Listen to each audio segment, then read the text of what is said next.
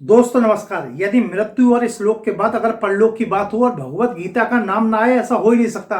भगवान श्री कृष्ण ने यह ज्ञान हरियाणा के कुरुक्षेत्र में एकादशी के दिन कलयुग प्रारंभ होने से लगभग 30 वर्ष पूर्व और लगभग अब से लगभग 5070 वर्ष पूर्व दिया था। इसी ज्ञान का ही भगवत गीता में उल्लेख है। इसी ज्ञान का भगवत गीता में उल्लेख है। लोग सोचते हैं कि इसका नाम भगवत गीता कैसे पड़ा, तो इसका सही जवाब है कि गीता का अर्थ है गीत और भगवत का अर्थ है भगवान। इस प्रकार इसका अर्थ हुआ भगवान का गीत या भगवान की वाणी। इसी कारण से इसे भगवत गीता और लघु रूप में गीता कहते हैं। गीता में कुल 700 श्लोक है, 18 अध्याय हैं। गीता को श्री कृष्ण के मुख से अर्जुन के अलावा संजय ने सुना था और संजय के मुख से धृतराष्ट्र ने। हिंदू धर्म में 4 वेद हैं और चारों वेदों का सार गीता है, लेकिन गीता को धर्म तक सीमित रखना गलती होगी। यह साक्षात विज्ञान है। This is a science. शब्द जरूर अलग हो सकते हैं पर सिद्धांत एक ही है। विज्ञान कहती है ऊर्जा कभी विनाश नहीं होता, ऊर्जा का कभी विनाश नहीं होता, रूपांतरित होती है। वहीं गीता कहती है कि आत्मा अमर है, इसका कभी विनाश नहीं होता, यह केवल शरीर बदलती है। विज्ञान गीता का मात्र अध्ययन कर सकती है, निष्कर्ष निकालना अभी दूर की बात है। नासा अभी गीता पर कई विषयों पर अध्ययन कर रहा है। जब भगवान श्री कृष्ण ने अर्जुन को गीता का ज्ञान दिया, उस समय रुक गया था। समय रुकने की व्याख्या करने में नासा को भी अभी सदियां लग जाएंगी। हमने गीता को पूजा के स्थान पर रखकर केवल हाथ जोड़ने तक ही सीमित रखा। जिस दिन भगवत गीता का हम गहराई से अध्ययन करेंगे तो दुनिया की ऐसी कोई समस्या नहीं होगी जिसका समाधान हमारे पास ना हो।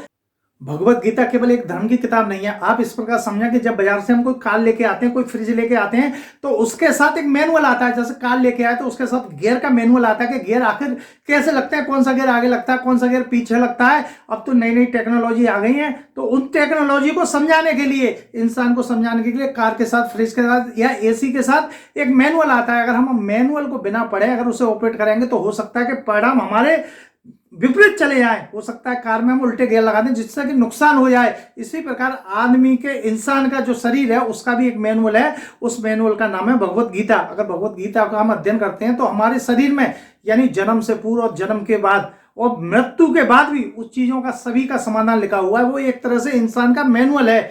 भगवत गीता जो है इंसान के शरीर का मैनुअल है। इसमें इंसान के बारे में हर समस्या का समाधान तरीके दिए हुए हैं। भगवत गीता किसी धर्म विशेष के लिए नहीं है, बल्कि संपूर्ण मानव जाति के लिए। अगर कोई व्यक्ति यह समझता है कि यह किताब केवल हिंदुओं की धार्मिक किताब है, तो यह भी समझ लो कि पृथ्वी और ब्रह्मांड में रहने वाला जीव अजीब सब हिंदू हैं। क्योंकि 5070 वर्ष पूर्व जब भगवान कृष्ण ने गीता उपदेश दिया था, उस समय सनातनी थे, केवल सनातनी मौजूद थे और कोई मजहब था ही नहीं। और यह भी सत्य है कि आज जो जिंदा है, आज जो व्यक्ति हैं, उनके पूर्वज किसी ना किसी रूप में उस समय मौजूद होंगे। गीता में योग शब्द का प्रयोग अनेक अर्थों में प्रयोग किया गया है, परंतु गीता में मुख्य रूप से ज्ञान योग, कर्म योग और भक्ति योग का वर्णन दिया गया है। जहां गीता मानव शरीर को मैनुअल है, जहां गीता मानव शरीर का मैनुअल है, वहीं आर्थिक रूप का भी प्रेरक है, जो रिस्क लेना सिखाती है, वो भी उच्च स्तर का। इंग्लिश में एक कहावत है कि more risk more gain, no risk no gain. साहस का मूल मंत्र है गीता। हाँ, साहस का मूल मंत्र है गीता। गीता साधना और युद्ध दोनों पर खड़ी उतरती है। गीता में ज्ञान योग, कर्म योग और भक्ति योग तीनों का विस्तृत रूप है।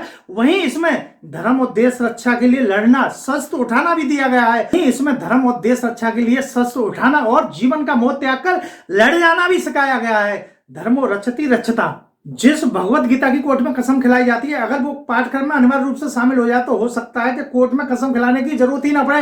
ऐसा दुनिया में कोई जीवन नहीं, ऐसा कोई व्यक्ति नहीं जिसके जीवन में समस्या ना हो और दुनिया की हर समस्या से लड़ने के लिए जो ऊर्जा उत्पन्न कर सके, वो है भगवत गीता।